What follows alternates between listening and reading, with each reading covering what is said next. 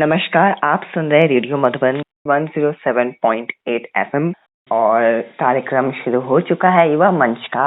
और आज हमारे साथ एक गेस्ट है जिनसे हम जानेंगे कि करियर में हमें जो डिसीजंस लेने होते हैं, कभी कभी ऐसा पॉइंट आता है जब हमें ये जानने का होता है कि हमें आगे कौन से ऑप्शंस लेने हैं और कौन कौन से डाइवर्स फील्ड हमारे लिए ओपन है, उसके बारे में हम जानेंगे। तो हमारे साथ एक करियर कोच हमारे साथ हैं, तो मैं उनका स्वागत करता हूँ। सर, आपका बहुत बहुत स्वागत है आज के कार्यक्रम में। धन्यवाद। जी, हमारे साथ शोभित सर हैं। सर, हम आपसे जानना चाहेंगे आपके बारे में। सर, तो मैं एक करियर काउंसलर हूँ, लाइफ कोच हूँ और एक स्पिरिचुअलिस्ट हूँ और लखनऊ में मेरी सर्विसेज में प्रदान करता हूँ। हमारा ऑफिस यहाँ पर है। हमको इस फील्ड में काम करते हुए, सेवाएं देते हुए करीब 15 वर्ष हो गए हैं और हम लोग अलग अलग स्कूल के साथ काम करते हैं। हम लोग ट्रेनिंग प्रोग्राम्स भी करते हैं, टीचर्स ट्रेनिंग प्रोग्राम, युवाओं के साथ, बच्चों के साथ, पेरेंट्स बच्चों के साथ हम लोग काम करते हैं ताकि उनको एक दिशा मिले जीवन। जी सर, थैंक यू सर। तो चलिए हम शुरू करते हैं आज की मुलाकात को सबसे पहला सवाल लेकर कि जैसे कि कई बार हमारे पास चॉइसेस आती हैं। सबसे पहली चॉइस जो हमें लाइफ में मिलती है करियर को लेकर, वो क्लास 10th के बाद मिलती है कि हमको साइंस में जाना है कि कॉमर्स में जाना है। सर, तो वहाँ हमारे कई स्टूडेंट्स का एक क्वेश्चन होता है, उनके मन में हमेशा उन्हें ये बताया जाता है कि जिसमें तुम्हारा इंटरेस्ट हो या जो तुम्हें अच्छा लगता है वहां जाओ, लेकिन मन में एक डर रहता है कि क्या मैं इस चीज को आगे कर पाऊंगा कि नहीं, इसका कितना स्कोप है। और कभी कभी व्यक्ति फैमिली प्रेशर में भी आ जाता है और पेरेंट्स प्रेशर देते हैं कि नहीं, उन तुमको यही सब्जेक्ट लेना है, यही पढ़ना है। तो ये हम आपसे जानना चाहेंगे कि सबसे पहली चीज हम कैसे पहचाने कि हमें कहाँ जाना है, और अगर पेरेंट्स हमें फोर्स कर रहे हैं अगर इस चीज को लेके, तो हम उन्हें कैसे कन्विंस कर सकते हैं उस फील्ड में जाने के लिए। तो आपने जो अपना प्रश्न पूछा है उसका मैं उत्तर कुछ 3 भागों में दूंगा, क्योंकि एक प्रश्न में कई प्रश्न और कई पहलू समाये हुए हैं। जी। तो जैसे पहले आपने कहा कि 10वीं के बाद बच्चों को एक मौका मिलता है चुनाव करने के लिए कि वो साइंस लें कि कॉमर्स लें। तो बच्चों के पास साइंस, कॉमर्स और ह्यूमैनिटीज, जिसे आर्ट्स भी कहते हैं, ये 3 विकल्प होते हैं चुनने के लिए।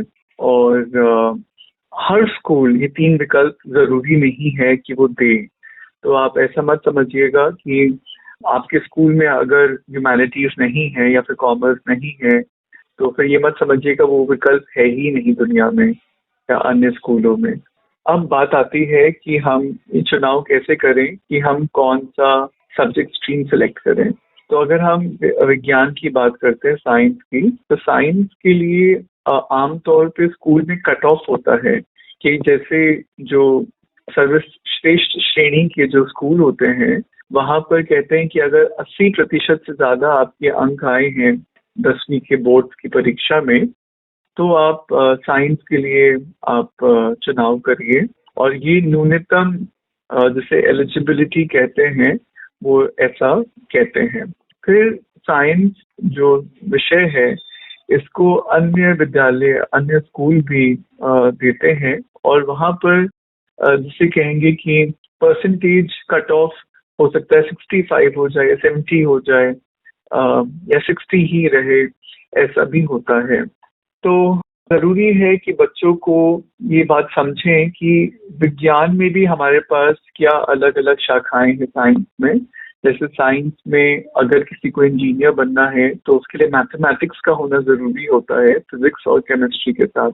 और अगर किसी को जीव जंतु और पेड़ पौधों में रुचि है तो उनको बायोलॉजी लेना होता है फिजिक्स और केमिस्ट्री के साथ। इसके अलावा माइक्रोबायोलॉजी, जेनेटिक्स, ये भी अलग क्षेत्र हैं जो कि व्यक्ति साइंस लेकर उसको आगे कर सकते हैं, पढ़ाई कर सकते हैं उस क्षेत्र में।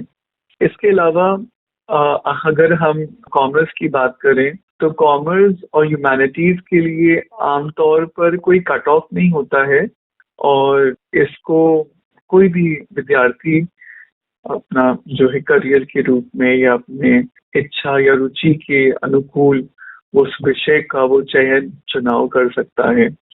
लेकिन बात ये समझनी होगी कि हर करियर जो है अच्छा करियर है, और ये बात, ये धारणा, अवधारणा बनाना कि अगर विज्ञान हमने लिया है, साइंस हमने लिया है, तो हम बुद्धिमान मन समझे जाएंगे, और यदि कॉमर्स और ह्यूमैनिटीज आर्ट्स लिया है तो हमको मंद्र बुद्धि का समझा जाएगा, कहेंगे कमजोर है पढ़ाई में तो ही आपने ह्यूमैनिटीज और आर्ट्स ले लिया है। तो ऐसा बिल्कुल नहीं होता है। जहाँ पर हमारी रुचि होती है वहाँ पर हम विषय का, उस सब्जेक्ट का हम चुनाव करेंगे तो हम सफलता को प्राप्त करेंगे। तो दूसरा पहलू आपने कहा कि माता पिता जोर करते हैं, एक एक प्रकार के, जैसे आपने कहा, प्रेशर बनाते हैं, दबाव बनाते हैं कि आप फला फला सब्जेक्ट स्ट्रीम ही आप चुनाव करेंगे। आमतौर पे देखा गया है कि माता पिता जिस क्षेत्र में होते हैं वो उसी क्षेत्र में बच्चों को अपने विषय का चुनाव करने के लिए प्रेरित करते हैं। मिसाल के तौर पर अगर माता पिता डॉक्टर हैं तो वो चाहेंगे कि बेटा पीसीबी बायोलॉजी विषय लें। अगर माता पिता इंजीनियर्स हैं तो वो चाहेंगे पीसीएम लें। और अगर माता पिता बिजनेस में हैं तो कहेंगे कि आप कॉमर्स दो बेटा। और अगर माता पिता संगीत में हैं तो वो प्रेरणा देंगे बच्चों को संगीत में जाएं। अगर वो कथक घराने से हैं तो कहेंगे कि आप ह्यूमैनिटीज लेके कथक आगे घर के नाम को रोशन करिए, आप आगे लेके चलिए। कोई अगर साइकोलॉजी में है और वो एक क्लिनिकल साइकोलॉजिस्ट है तो भी उनको प्रेरणा देंगे कि ह्यूमैनिटीज में साइकोलॉजी सब्जेक्ट लें। तो बच्चों को खुद, या एक तो बच्चों को ना, क्योंकि 15 वर्ष की आयु होती है, 16 वर्ष की आयु होती है, आज के समय में बच्चों के पास जानकारी उपलब्ध कराने की कमी नहीं है। गूगल के माध्यम से वो ये सब जानकारी प्राप्त कर सकते हैं। तो उनको थोड़ा सा विवेकशील बनना होगा। और जैसे आपने सवाल हमसे पूछा, ये सवाल आप गूगल से पूछेंगे और गूगल ये सारी जानकारी आपको वहाँ पर विस्तार से आपको देगा कि 10वीं के बाद कौन कौन से विषय हमारे पास हैं पढ़ने के लिए। क्योंकि हम आज के समय में डिजिटल युग जिसे कहते हैं, हम लोग डिजिटल युग में जी रहे हैं। सारी सेवाएं ऑनलाइन हो गई हैं, सारा काम ऑनलाइन हो गया है। यहाँ तक घर बैठे आपको सामान मिल जाता है, खाना सब्जियां मिल जाती हैं। और अगर आपको प्लम्बर चाहिए, इलेक्ट्रिशियन चाहिए, तो वो भी घर बैठे आप, कई ऐप्स हैं जैसे उबर है, उबर सर्विसेज, वहाँ से आप सेवाएं ले सकते हैं। तो उसी प्रकार से जानकारी भी हम हर प्रकार की गूगल के माध्यम से, इंटरनेट के माध्यम से प्राप्त बच्चे कर सकते हैं।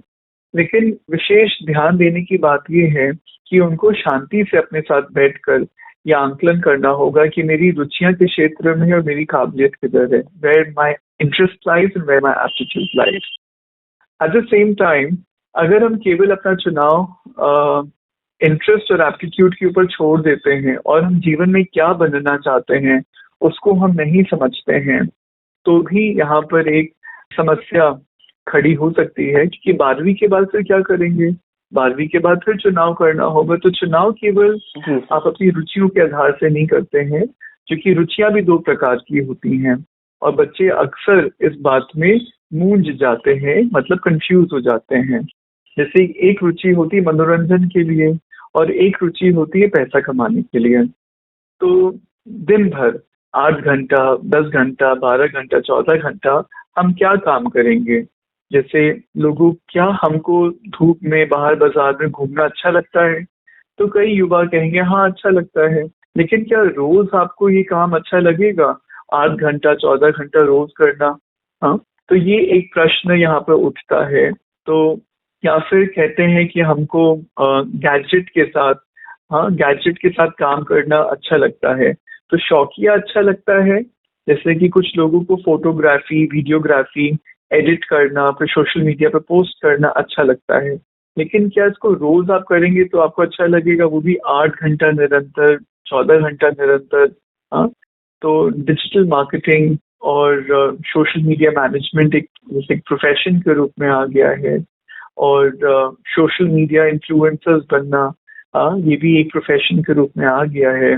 तो ये हमको पूछना होगा अपने आप से और ये अलग करना होगा। रुचियों की जो मनोरंजन के लिए है वो अलग है और जीविका के लिए जो हमारी रुचियां हैं वो अलग हैं। तो इस प्रकार से हम उसको समझ सकते हैं। लेकिन फिर भी अगर हम नहीं आकलन कर पा रहे हैं तो हम वैज्ञानिक तरीके से साइकोमेट्रिक टेस्ट के माध्यम से एक करियर काउंसलर से परामर्श लेकर और एक सुलझे हुए और वैज्ञानिक ढंग से हम अपनी काबिलियत, अपने एप्टीट्यूड को, अपनी क्षमताओं को और अपनी रुचियों को समझ सकते हैं।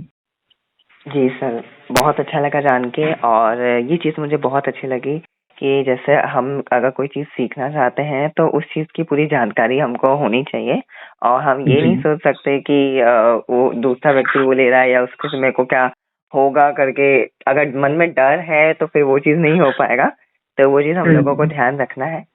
और ये तो सर हमारे स्कूल की बात हो गई कि यहाँ पे हमने 10th के बाद चॉइस ली। यही चीज़ 12th के बाद भी एप्लीकेबल होगा कि जिस फील्ड में हमको जाना है उसकी प्रॉपर रिसर्च करके इंटरनेट में सारी जानकारी हमें मिल जाती है और हम अपनी उस स्ट्रीम में जा सकते हैं। सर अब जब हमारे स्टूडेंट्स जो है कॉलेज में आ गए, कॉलेज में वो पढ़ाई कर रहे हैं साथ में, लेकिन जैसे मैं पर्सनली बात करूँ, मैं इंजीनियरिंग कर रहा हूँ। तो इंजीनियरिंग करते करते या कोई भी जो भी हम पढ़ाई कर रहे हैं, साथ में कुछ एडिशनल स्किल्स भी हमें ज़रूरत होती है कि हम जब फ्यूचर में कॉर्पोरेट वर्ल्ड में जाएंगे तो वहाँ वो स्किल्स चाहिए जो कॉलेज में हमें नहीं सिखाई जाती, या हो सकता है कि कई कॉलेजों में वो चीज़ें स्किल्स सिखाई नहीं जाती हो। होता क्या है वो सब बताया ना जाता हो। तो कौन कौन सी स्किल्स है? पहली चीज़ तो ये कि वो जो हम सीखें जो हमें आगे जॉब में काम आए, और हम वो कहाँ से सीख सकते हैं? देखिए, स्किल्स जो होती है ना, दो प्रकार की होती हैं। अगर हम उसकी शाखाएं बनाए, एक हार्ड स्किल्स होती है और एक सॉफ्ट स्किल्स होती हैं। तो ये दोनों ही हमको जरूरत होती है जीवन में सफलता पाने के लिए। हार्ड स्किल होगी जो कि आपके विषय से संबंधित है। तो जैसे आप इंजीनियरिंग कर रहे हैं और इंजीनियरिंग की जो शाखाएं हैं वो 22 से भी ज्यादा शाखाएं वर्तमान में है, जैसे mechanical, electrical, marine, petroleum, civil engineering वगैरह वगैरह। तो आप जिस इंजीनियरिंग एरिया में स्पेशलाइज करना चाहते हैं उसके हार्ड स्किल्स तो आपको सीखने होंगे, और उसके लिए ऑनलाइन माध्यम से सर्टिफिकेशन प्रोग्राम्स, जैसे अगर आप कंप्यूटर साइंस में इंजीनियरिंग कर रहे हैं तो फिर आप ऐप मेकिंग का ऑनलाइन सर्टिफिकेशन कोर्स कर सकते हैं। आप जैसे टैली और जो बेसिक एमएस ऑफिस है वो आना जरूरी हो गया है। आर्टिफिशियल इंटेलिजेंस आज के समय में बहुत ढेर सारे काम को कम समय में, जिससे करने में पहले काफी समय लगता था, वो तुरंत खत्म हो जाता है। तो इस प्रकार की कलाओं को हम अगर सर्टिफिकेशन के माध्यम से या फिर डिप्लोमा के माध्यम से हम डिग्री कोर्स के साथ साथ हम उसको करें तो हमको लाभ मिलता है। और इसके साथ साथ अगर हमें कुछ प्रैक्टिकल काम, व्यवहारिक काम करने का मौका मिलता है। देखिए, डिग्री कोर्सेज में 1 महीने या 2 महीने का इंटर्नशिप मिलता है करने को, लेकिन जो प्रोजेक्ट असाइनमेंट्स मिलते हैं वो ऐसे होते हैं जो कि असल जिंदगी से संबंध रखते हैं, किसी को फायदा पहुंचाने के लिए संबंध रखते हैं। तो हमें अगर मौका मिलता है किसी कंपनी, किसी ऑर्गेनाइजेशन में वो सहयोग करके सीखने के लिए और उस ऑर्गेनाइजेशन को फायदा पहुंचाने के लिए, तो ये विन विन सिचुएशन होती है और बच्चों को काफी उसमें जानकारी मिलती है, स्किल एनहांसमेंट होता है उसमें। फिर उनको समझ में आता है कि किताबी रूप से तो कैसा लग रहा है, लेकिन जब उसको प्रैक्टिकल रूप से किया जाएगा तो वो कैसा अनुभव कर रहे हैं। मिसाल के तौर पे डॉक्टर्स, देखा गया है कि जब उन्होंने नीट का एग्जाम क्लियर कर लिया और वो डॉक्टर की पढ़ाई पढ़ रहे हैं, लेकिन जब वो ब्लड देखते हैं और फिर डाइसेक्शन बॉडी का करना होता है तो कई बच्चे ना वो बेहोश हो जाते हैं और फिर कहते हैं कि नहीं, हमसे नहीं हो पाएगा, और फिर वो डॉक्टर की पढ़ाई छोड़ देते हैं। तो ये भी एक मौका मिलता है अपने को आकलन करने के लिए कि क्या प्रैक्टिकल में मेरे लिए वो ठीक रहेगा कि नहीं रहेगा। मतलब एक होता है ना कि डबल श्योरिटी हमारे लिए हो जाती है। तो इसके अलावा जो कम्युनिकेशन स्किल्स हैं, एम्पैथी है, क्रिटिकल थिंकिंग है, इस तरह की कलाएं भी हमको अपने अंदर विकसित करनी होती है, क्योंकि विजडम और होशियारी का होना बहुत जरूरी है। और वो तब हमारे अंदर आएगा जब हम इन सब चीजों को भी उतनी ही अहमियत देंगे जितना हम हार्ड स्किल्स को देते हैं। तो सॉफ्ट स्किल्स को भी हमको ध्यान में रखना होगा, क्योंकि सारा काम दुनिया समाज में एक संगठन में होता है, ग्रुप में होता है। तो टीम स्किल्स, लीडरशिप स्किल्स, हाँ, ये सब भी हमको आना चाहिए। और ये तब आएगा जब हम वॉलंटियर करेंगे अपने आप को कॉलेज की एक्टिविटीज में पार्टिसिपेट लेंगे या कॉलेज के बाहर हमें कुछ करने को मिलता है तो उसमें हम भाग लेंगे। जी सर। और ये भी है कि अभी हमारी सबकी छुट्टियां आ रही हैं गर्मी की, और स्कूल्स में भी और कॉलेज में भी इस समय हॉलीडेज पड़ने वाली हैं। तो हम इस हॉलीडे जो हमें वेकेशन मिला है हम कैसे यूटिलाइज कर सकते हैं अपने आप को बिल्डअप करने के लिए कि वो हमें फ्यूचर में काम आए जॉब में, क्या क्या कर सकते हैं वो आपसे जानना चाहेंगे सर। बहुत कुछ कर सकते हैं। छुट्टियों का मतलब ये होता है कि बच्चे और यूथ उसको ना एंजॉयमेंट के साथ उसको कोरिलेट करते हैं। जी सर। और ये एक मौका मिलता है कि हम एंजॉय करें, लेकिन एंजॉय को अपने लक्ष्य से हम मिलाकर चलें। तो जैसे कि ग्राफिक डिजाइनिंग वो सीख सकते हैं, फोटोग्राफी है, गार्डनिंग है, कुकिंग है, कई प्रकार की चीजें आप ऑफलाइन तरीके से ट्यूशन लेकर आप सीख सकते हैं या फिर ऑनलाइन तरीके से सीख सकते हैं। कई प्रकार के सर्टिफिकेशन हैं जो कि 1 दिन से लेकर 1 महीने के या 3 महीने के होते हैं, और 1 घंटा 2 घंटा आपको देना होता है उसको 5 days a week या ऑल्टरनेट 3 days a week। जैसे कि डिजिटल मार्केटिंग का कोर्स हो गया या हेल्थ केयर न्यूट्रिशन के ऊपर कोर्स हो गया। तो इससे हमारी सेहत भी अच्छी रहती है और हम लोगों को एक राय दे सकते हैं। आमतौर पर देखा गया यूथ जब उनको कॉलेज में ऐसे पेइंग गेस्ट की तरह रहना होता है, हॉस्टल में रहना होता है, तो उनकी सेहत खराब हो जाती है। तो न्यूट्रिशन पे भी थोड़ा ध्यान देंगे तो वो उस समय तो उनको फायदा करेगा, लेकिन कॉलेज से निकलने के बाद भी वो उनको फायदा देगा, क्योंकि वो जो समय होता है 18 से 22-23 वर्ष की आयु में, वो हेल्थ का पीक जिसे कहते हैं वहां तक जाने के लिए, जो कि युवा अवस्था होती है, वहां जा सकते हैं। तो अगर पोषण अच्छा मिलता है शरीर को तो मन भी स्वस्थ रहता है और तन भी स्वस्थ रहता है। इसके अलावा कई प्रकार की रीडिंग कर सकते हैं, रिसर्च कर सकते हैं, जैसे कि लाइब्रेरीज होती हैं या फिक्शन नॉन फिक्शन बुक्स होती हैं या एजुकेशनल वीडियोस पॉडकास्ट हैं, चाहे वो इतिहास से संबंधित हो या वो दर्शन फिलॉसफी से संबंधित हो या वर्तमान में विश्व में क्या हो रहा है, करंट अफेयर्स करंट इवेंट्स को लेकर। आजकल वर्चुअल वर्कशॉप्स और वेबिनार, जिनके पास पैसा है तो वो पैसा खर्च करके, जैसे मैं आपको बताऊं ऋषिवुड यूनिवर्सिटी 15 दिन की पॉलिसी मेकिंग वर्कशॉप ऑर्गेनाइज कर रही है, समर कैंप, जो कि सोनीपत में है। तो कहने का मतलब ये है कि भारत में जब गर्मियां आती हैं तो तमाम ऑर्गेनाइजेशंस और केवल यूथ और कॉलेज सीनियर सेकेंडरी स्कूल के बच्चों के लिए नहीं, बल्कि किंडरगार्टन प्राइमरी और जूनियर स्कूल के बच्चों के लिए भी तमाम एक्टिविटीज पब्लिक डोमेन में हमको देखने को मिलती हैं। तो वो ऐसे कर सकते हैं। या फिर आर्ट एंड क्राफ्ट, हाँ, कई प्रकार की। आज तो पिनिंटरेस्ट एक ऐप है जहाँ पर काफी DIY, जिसको कहते हैं डू इट योरसेल्फ, वो सीखने को मिलता है। या फिर फिटनेस और वेलनेस को लेकर जैसे वर्कआउट वीडियोस देख सकते हैं या फिर योगा क्लासेस हैं। सेल्फ अवेयरनेस वेलनेस को लेकर स्पिरिचुअलिटी, मेडिटेशन, हाँ, इन सब चीजों के प्रति भी थोड़ा समय निकाल सकते हैं, जो कि बहुत फन इंटरेस्टिंग होता है। और मिलके अगर करा जाए तो हाँ, एक सुंदर एक्टिविटी बनती है जहाँ पर हम लोग शेयरिंग भी करते हैं और प्रेम भी बढ़ता है लोगों का, क्योंकि सेहत भी अच्छी हो रही है और मन दुरुस्ती जिसे कहते हैं, मन भी दुरुस्त हमारा बनता है।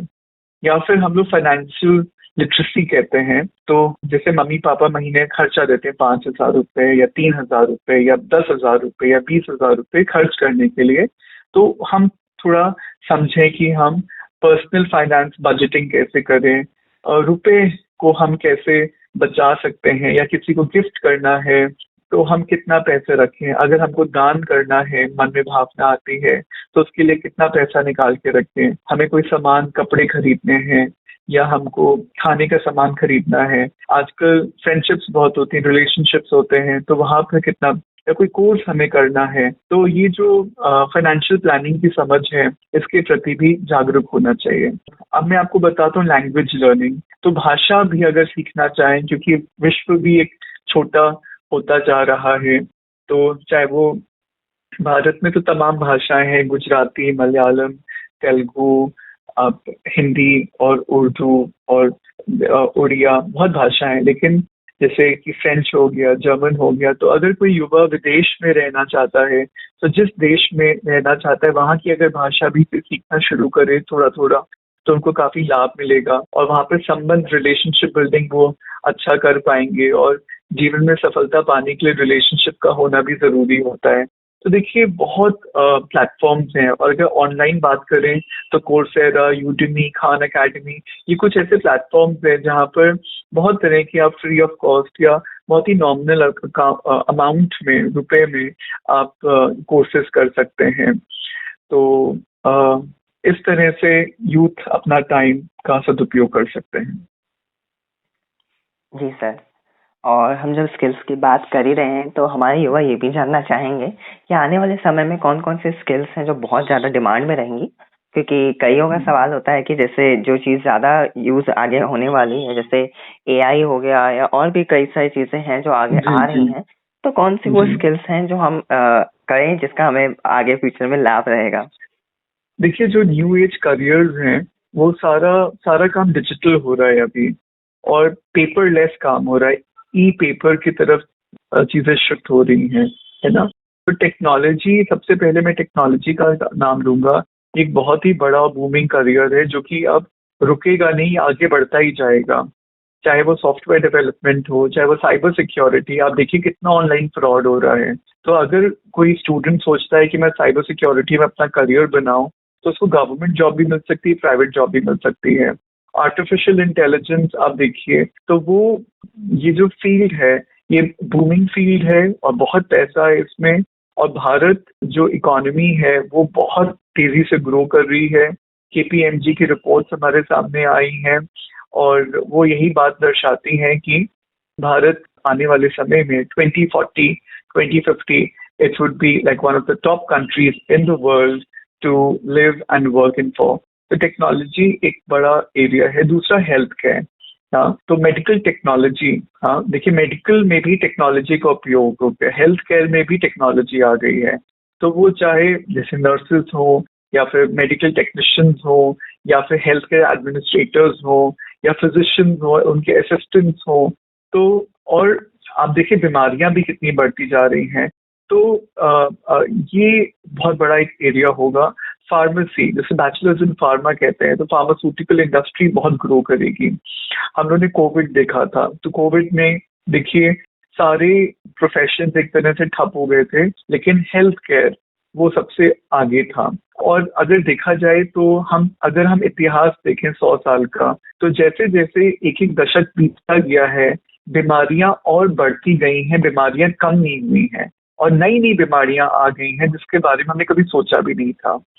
तो health care is a booming sector.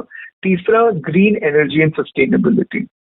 तो क्लाइमेट चेंज हो गया, रिन्यूएबल एनर्जी हो गई, इन्वायरमेंटल साइंस है, सस्टेनेबल डेवलपमेंट है। ये सब बहुत बड़े करियर्स हैं, क्योंकि ये सब प्रकृति से संबंधित रखते हैं और मनुष्य का जीवन आसान बनाते हैं। तो अगर हम सोलर पे काम करते हैं, या विंड एनर्जी पे काम करते हैं, या इन्वायरमेंटल इंजीनियरिंग, या फिर urban planning, township planning, sustainable जो की है, तो ये करियर्स भी युवाओं के लिए बहुत अच्छे होंगे।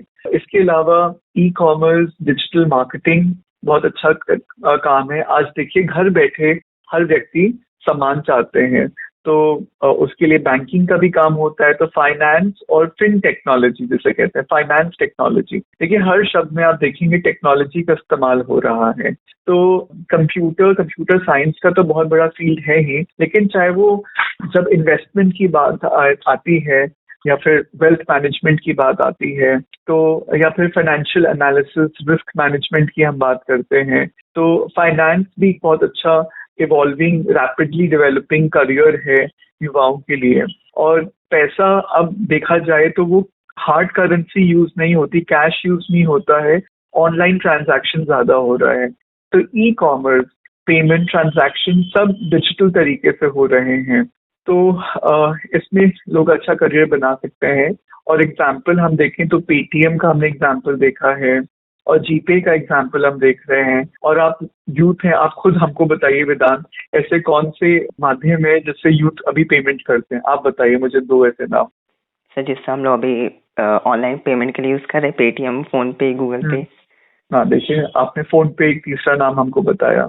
तो युवा काफी स्मार्ट है और उनको मालूम है कि क्या क्या चीजें हैं। इसके अलावा एजुकेशन की बात करें तो रिमोट लर्निंग, जिसको अगर टीचिंग में जाना चाहते हैं तो एजुकेशनल टेक्नोलॉजी, आज के समय में ऑनलाइन टीचिंग बहुत हो गया है। तो जो टीचर्स हैं, प्रोफेसर्स हैं, अगर कोई इस फील्ड में आना चाहता है तो अपने आप को वो ऑनलाइन टीचिंग मेथोडोलॉजी और पेडागोजी से वो अपने आप को इक्विप करे, ताकि वह शिक्षा ऑफलाइन अगर नहीं है तो ऑनलाइन माध्यम से भी दे सकता है।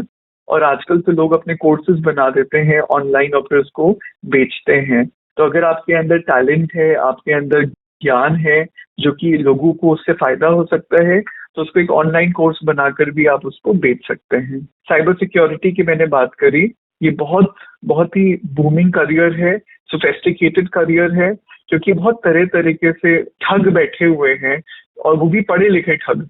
तो पढ़े लिखे ठगों को पढ़े लिखे लोग ही अच्छे से उनको निपटारा कर सकते हैं।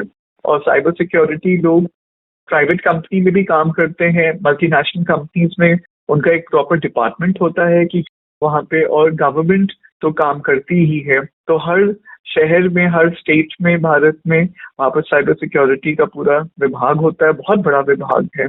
और दिन प्रतिदिन इसके जो तरीके हैं वो बढ़ते जा रहे हैं, जैसे एथिकल हैकिंग हो गया, या साइबर सिक्योरिटी कंसल्टिंग के जो प्रोजेक्ट्स होते हैं, वो भी जब कोई बिजनेस कोई करता है तो उसके बारे में भी सोचता है और कंसल्टेंसी लेते हैं। रोबोटिक्स और आर्टिफिशियल इंटेलिजेंस, ये भी एक बढ़ता हुआ फील्ड है। तो अगर कोई रोबोटिक्स इंजीनियरिंग में जाना चाहते हैं, ऑटोमेशन में जाना चाहते हैं, तो बहुत कुछ ये सब न्यू एज करियर्स का फायदा ले सकते हैं। जी सर। और एक सवाल फिर मेरा यहाँ पे एक और आता है कि इंटर्नशिप्स को लेकर, क्योंकि अभी मैं भी अपने थर्ड ईयर में हूँ, जहाँ पे हमें कहा जा रहा है कॉलेज की तरफ से कि हमें इंटर्नशिप करनी है।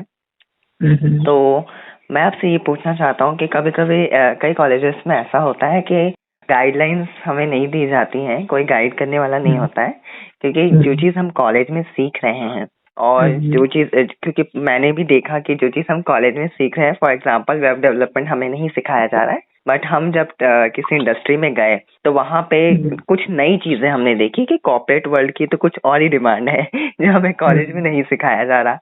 तो मैं आपसे ये पूछना चाहता हूँ कि जब इंटर्नशिप के लिए हमें कोई फैकल्टी हमें बता भी नहीं रहा है, सपोज कि हमें कहाँ जाना है, कौन इंटर्नशिप के लिए कहाँ हम अप्लाई करें, तो ये आपसे जानना चाहेंगे कि क्योंकि कंपनीज डायरेक्ट तो एंटरटेन करती नहीं है स्टूडेंट्स को, तो कैसे हम अप्लाई करें, कौन से ऐसे साइट्स या पोर्टल हैं, या क्या तरीका है किसी कंपनी को अप्रोच करने का इंटर्नशिप के लिए? देखिए, इसके लिए मैंने आपको बताया कि स्टूडेंट्स को ना, ये ट्रांजिशन युग है, ये जो समय, वर्तमान का समय चल रहा है, ये बहुत तेजी से परिवर्तित हो रहा है, काम करने के ढंग बदलते जा रहे हैं। तो अपने आप को अडेप्ट करना जरूरी है। तो स्टूडेंट्स को भी प्लेसमेंट को लेकर ना अपने आप को अडेप्ट करना होगा, and they have to become proactive, which mean कि वो फर्स्ट ईयर से ही वो खुद अपने लेवल पे पता करें, और अब कि उनका जो इंटरेस्ट है, वो जो बनना चाहते हैं, जैसे फॉर एग्जांपल कोई एक्चुअरियल साइंटिस्ट बनना चाहता है और उसने एक्चुअरीज की वो स्टडी कर रहा है, वो ग्रेजुएशन कर रहा है एक्चुअरीज में। एक्चुअरीज का काम मतलब होता है इंश्योरेंस प्लानिंग से related, life insurance, wealth insurance, health insurance etcetera. तो वो जो स्टूडेंट है वो फिर फर्स्ट ईयर से सोचना शुरू कर देता है कि अगर मुझे एक एक्चुअरियल साइंटिस्ट बनना है तो उसके लिए कौन कौन सी कंपनीज है जहां मैं अप्लाई कर सकता हूँ। तो उसकी वो लिस्ट बनाता है।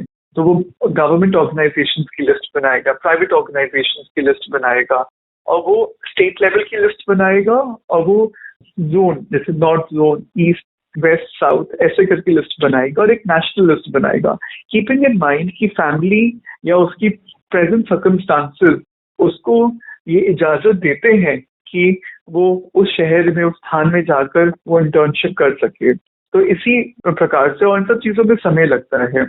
फिर दूसरा जो कॉलेज का प्लेसमेंट होता है, तो आपके जो प्लेसमेंट हेड होते हैं उनसे फिर आप एक विवेकशील और एक समझदारी से आप बात कर पाएंगे कि आप कहाँ जाना चाहते हैं और कॉलेज आपको क्या दे रहा है।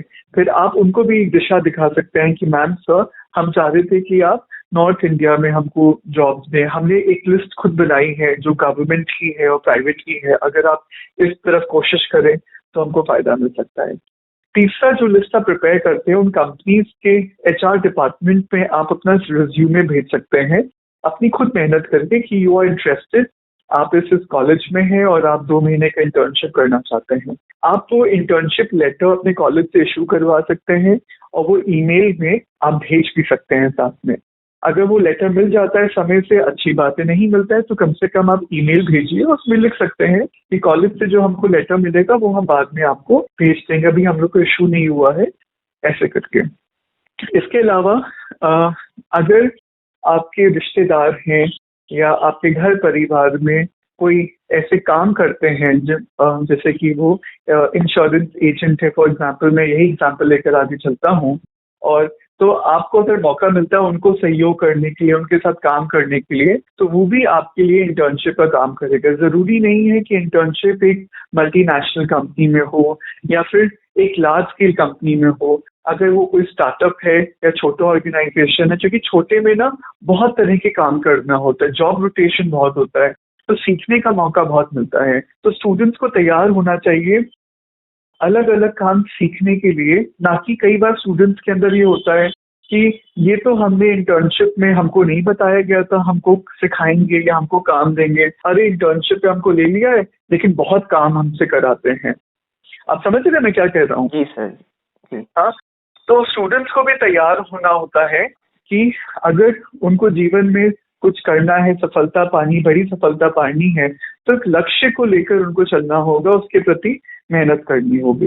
इसके अलावा कई प्लेसमेंट एजेंसीज होती हैं जो कि नॉमिनल फीस लेती हैं और वो आपको समय समय पर बताती हैं कि आप कहाँ जॉब कर सकते हैं या फिर आपको इंटर्नशिप कहाँ मिल सकती है। और कुछ प्लेसमेंट एजेंसीज या इंटर्नशिप एजेंसीज होती हैं जो कि कॉलेज के साथ टाई अप कर लेती हैं और सारे ही स्टूडेंट को इंटर्नशिप प्रोवाइड कराने के लिए काम करती हैं। तो ये सब चीजें पता करके हम अपने कॉलेज के जो चेयरमैन है या प्लेसमेंट के जो हेड हैं उनके साथ हम ये शेयर कर सकते हैं। जैसे लखनऊ में यहाँ पर एक इंटर्नशिप कंपनी है जो कि एमबीए स्टूडेंट्स को वो इंटर्नशिप कराती है।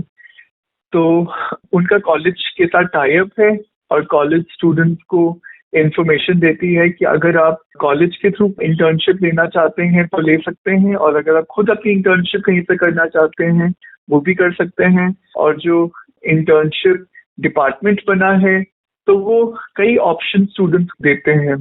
तो इस तरीके से भी इंटर्नशिप का काम होता है। जी सर। सर आपने ये भी बात एक बताई कि हम एचआर डिपार्टमेंट में अपना रिज्यूम भी भेज सकते हैं। रिज्यूमे भेजने से फिर हम ईमेल के थ्रू अप्लाई कर सकते हैं।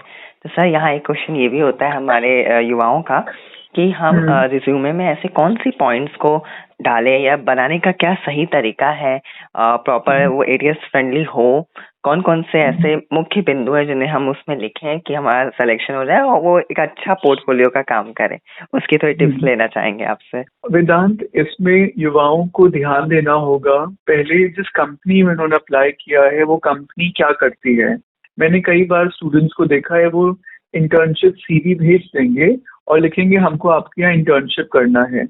अरे इंटर्नशिप तो करना है लेकिन आप किस एरिया में इंटर्नशिप करना चाहते हो वो तो लिखो। फिर अगर मान लीजिए एचआर ने फोन किया और फिर उन्होंने कहा कि आप हमारी कंपनी के बारे में आपको कैसे मालूम चला या हमारी कंपनी के बारे में क्या जानते हैं, तो कई बार स्टूडेंट कहते हैं मैम सॉरी वो तो मुझे मालूम नहीं है अभी। आप समझ रहे हैं मैं क्या कहना चाह रहा हूँ? जी हाँ, तो स्टूडेंट्स को जो वो बनना चाहते हैं उस हिसाब से वो कंपनीज की जैसे सिलेक्शन लिस्ट बना ली, तो वो हर कंपनी के बारे में रिसर्च करें कि वहाँ पे क्या प्रोडक्ट्स एंड सर्विसेज वो कंपनी बनाती है। और अगर वो खुद एक एनालिसिस कर पाए कि अपॉर्चुनिटी गैप क्या है और कंपनी के एचआर को बताए कि मैम हमने आपकी वेबसाइट और आपके प्रोडक्ट्स है उसके बारे में हमने कुछ एनालिसिस किया और हमको लगता है एक अपॉर्चुनिटी गैप है। इस तरह की बातें अगर एचआर सुनते हैं या फिर जो भी इंटर्नशिप रिक्रूटर समझता है वो काफी इम्प्रेस होगा। या फिर हम उनको खुद बोलें कि आई एम ओपन टू, अगर आपको समझ में नहीं आता, कई स्टूडेंट्स ऐसे भी होते हैं उनको समझ में नहीं आता कि हमें किस चीज में इंटर्नशिप करनी है, बस क्योंकि वो हमको 2 महीने का बोला गया है, हमको मार्क्स मिलेंगे तो हमको इंटर्नशिप करनी है। तो फिर वो सच बोले फिर HR वो कंपनीज में कि I am open to do internship in any field, और I am like a fresher, तो आप जो जैसा गाइड करेंगे हम उस रूप से करेंगे। तो इंटर्नशिप कराने के लिए अब तो जो कंपनीज है वो चार्ज करती हैं, जैसे 3,000 rupees, 5,000 rupees if the student is not capable at all per month। जैसे मैं बात करूं जो क्लिनिकल साइकोलॉजी सेटिंग है, तो हॉस्पिटल में कई ऐसे स्टूडेंट्स आते हैं इंटर्नशिप करने, तो उनको फिर 3,000 रुपीज पर मंथ या 5,000 रुपीज पर मंथ फीस देनी होती है वो काम सीखने के लिए। आप समझ रहे हो? अब कोई भी ऑर्गेनाइजेशन अगर अपना टाइम निकाल कर और अपने रिसोर्सेज निकाल रहा है तो उससे ऑर्गेनाइजेशन का क्या फायदा, और ऑर्गेनाइजेशन की क्या जिम्मेदारी है कि वो हर स्टूडेंट को वो ट्रेन करें, क्यों ट्रेन करें, हाँ, और स्टूडेंट क्या वैल्यू ऐड कर रहा है ऑर्गेनाइजेशन में, जबकि ऑर्गेनाइजेशन जानता है कि तो स्टूडेंट छोड़ के चला जाएगा, 2 महीना आया है, उसको तो अपनी बस रिपोर्ट बनानी है, एंजॉय करेगा, चला जाएगा। Are you understanding what I'm saying? So the student has to prepare himself to show the organization as a valuable asset, और ये दिखाना है कि वो ऑर्गेनाइजेशन के साथ लॉयल रहेगा, और अगर मौका मिलेगा या सब ठीक रहेगा तो maybe he could join the organisation also. जी सर। आप समझ रहे हो मैं क्या कहना चाह रहा हूँ? So it works both ways, क्योंकि industry is also looking for good human resource, और लेकिन ह्यूमन रिसोर्स को भी समझदार होना होगा, क्योंकि आज के समय में एम्प्लॉयमेंट की क्या कहते हैं, जो लोग बहुत कमी चल रही थी। हाँ, तो बहुत लोग, आप जॉब तो बहुत लोग लेना चाहते हैं, लेकिन जॉब कम लोगों को मिलती है फिर। हाँ, वो इसी कारण से। तो सीवी जो हम लिखेंगे, सीवी में हम फिर हमारा हर सीवी अलग होगा। हम एक सीवी बनाकर 10, 20, 30 कंपनी में नहीं भेज सकते हम, ये बहुत बड़ी गलती स्टूडेंट्स करते हैं। जी सर। हाँ, तो हर कंपनी को स्टडी करिए, उस कंपनी की क्या रिक्वायरमेंट है, आप किस प्रोफाइल या किस इंटर्नशिप टास्क रिस्पॉन्सिबिलिटीज क्या होंगे, उस हिसाब से अपने सीवी को ट्वीक करिए और वो कस्टमाइज करिए अपने सीवी को, तब भेजिए। और फिर फॉलो अप करना जरूरी होता है, ऐसा नहीं बस ईमेल डाल के छोड़ दिया, उसमें व्हाट्सएप नंबर दिया होता है, कॉलिंग नंबर दिया होता है, तो उनको फिर कॉल करके मैसेज करके डाला जाता है कि ma'am sir thank you an email, it will be very considerate of you if you could send me an acknowledgement reply, or if something can be looked into it, I am totally fine at your convenience। जो भी time आप देंगे हम उस time पर आकर मिलने के लिए भी तैयार हैं। कई बार स्टूडेंट्स क्या कहते हैं कि I can come only at this time. अब तो कंपनी HR को लगता है अरे अभी तो कुछ दे विल थिंक मैं आपको बहुत रॉ शब्द में बता के, अभी तो पंख भी नहीं निकले और ये लोग ऐसे बात करते हैं। हाँ सर, ऐसा बोलते हैं जी। हाँ, तो और कई बार स्टूडेंट्स के अंदर ये मेंटालिटी होती है हम बहुत होशियार हैं, हम तो सब कुछ कर लेंगे, इन लोगों को तो कुछ नहीं आता, जो लोग कंपनियां चला रहे हैं उन लोगों को तो कुछ नहीं आता, हमें जितना आता है। They have this mentality, so they need to come in terms with the reality of life and not live in a balloon, in a bubble। Yes sir। क्योंकि जब वो बबल अचानक फूटता है ना तो फिर बहुत दुख होता है। हाँ सर, वही सर, क्योंकि कभी कभी ऐसे स्टूडेंट्स होते हैं जिन्हें ऐसा लगता है कोई एक चीज उन्हें ज्यादा अच्छी आती है, तो वो फिर वही समझने लगते हैं कि हमको ये चीज बहुत अच्छी आती है, अगर इनकी जगह मैं होता तो बहुत अच्छे से करके दिखाता। लेकिन जब वो रियलिटी आती है उनके सामने तब वो उसे फेस नहीं कर पाते, और इसी वजह से फिर उनका जो वहाँ बिहेवियर है और बाकी सब चीजें वहाँ पे इफेक्ट होता है। Because life is not unidirectional, वो एक मुखी नहीं है, वो बहुमुखी है। तो स्टूडेंट्स जब काम करते हैं तो उनको एक रिस्पॉन्सिबिलिटी या 2-3 मतलब है, बस उतना ही है। पर जब आप रियल जिंदगी में आते हैं तो आपको सारा मतलब आंख नाक कान सब कुछ एकदम अलर्ट रखकर और आपको काम करना होता है, और आपको एक स्किल नहीं मल्टीपल स्किल्स आनी चाहिए to perform and to be a role model of excellence. जी सर, बहुत अच्छी बात आपने बताई, और ये सब बहुत जरूरी था। लास्ट अब हम शो को खत्म करते हैं सर। आपसे लास्ट में ये पूछना चाहूंगा कि व्हाट जी। Is the key to be successful in any career? ये बहुत अच्छा सवाल आपने पूछा है। और समझे की टू बी सक्सेसफुल, जो सफलता की मैं आपको 10 चाबियां बताता हूँ मैं। टू बी सक्सेसफुल, पहली चाबी है कि आपके अंदर लगन होनी चाहिए और आपके अंदर प्रेरणा होना चाहिए और रुचि होनी चाहिए जो भी आप काम कर रहे हैं उसके प्रति, और वो स्थायी, हाँ, परमानेंट होना चाहिए, टेम्पररी नहीं। अगर टेम्पररी है तो समझ लीजिए वो मनोरंजन वाला आपका काम है। अगर वो स्थायी रहता है, बना रहता है, और जितना भी मेहनत करने के लिए हमको समय देना चाहिए उसमें सफल होने के लिए, तो पहली चाबी ये है। दूसरा है कि हमें निरंतर सीखने की हमारे अंदर ये वृत्ति होनी चाहिए कि हम निरंतर अपने आप को सीखें। हम हर तीसरे साल, दूसरे साल अपने बदलते हुए समय के हिसाब से जो कलाएं हमको विकसित करनी है उसको हम विकसित करें। तीसरा, बिना मेहनत के तो हम सफल नहीं हो सकते, तो परसिवियरेंस, हाँ, कंसिस्टेंट एफर्ट, कंसिस्टेंट हमको होना बहुत जरूरी है। और हमारे सामने चुनौतियां भी आएंगी, तो हम ये सोचे चुनौती आ गई तो चलो सारा काम रोक कर बैठ जाओ, जब चुनौती खत्म हो जाएगी तब हम फिर से शुरू करेंगे, तो वहां पर वो ब्रेक लग गया। तो हमें ये अपने आप को बनाना होगा कि समस्या आई लेकिन लेकिन काम चल रहा है, समस्याओं से भी निपट रहे हैं और काम भी चल रहा है।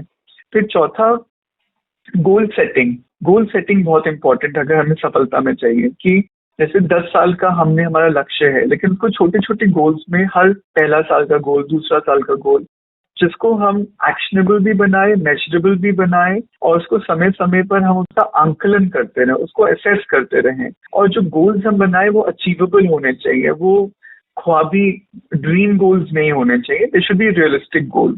जी सर। पांचवा, नेटवर्किंग और रिलेशनशिप बिल्डिंग।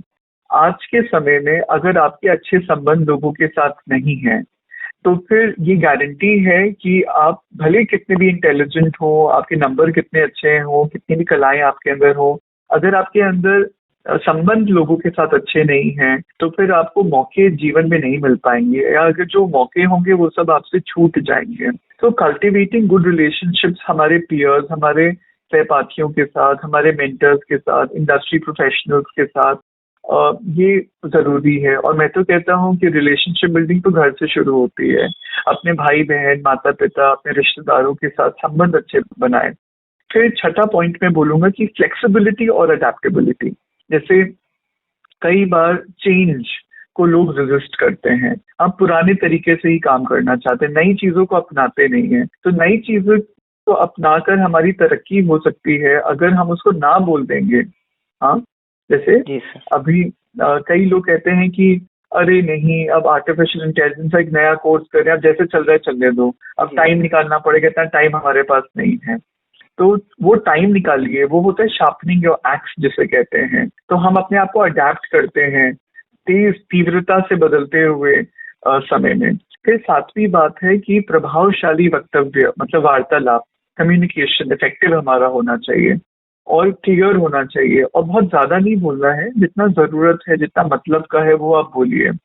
और चाहे वो लिखित रिटन हो, चाहे वो वर्बल हो, लेकिन स्ट्रॉन्ग कम्युनिकेशन स्किल होगा तो हमारे संबंध भी लोगों के साथ अच्छे बनते हैं और हम अपने विचारों को अच्छे से हम लोगों के साथ साझा कर पाते हैं। आठवीं बात, प्रोफेशनलिज्म और इंटेग्रिटी, कैरेक्टर होना चाहिए।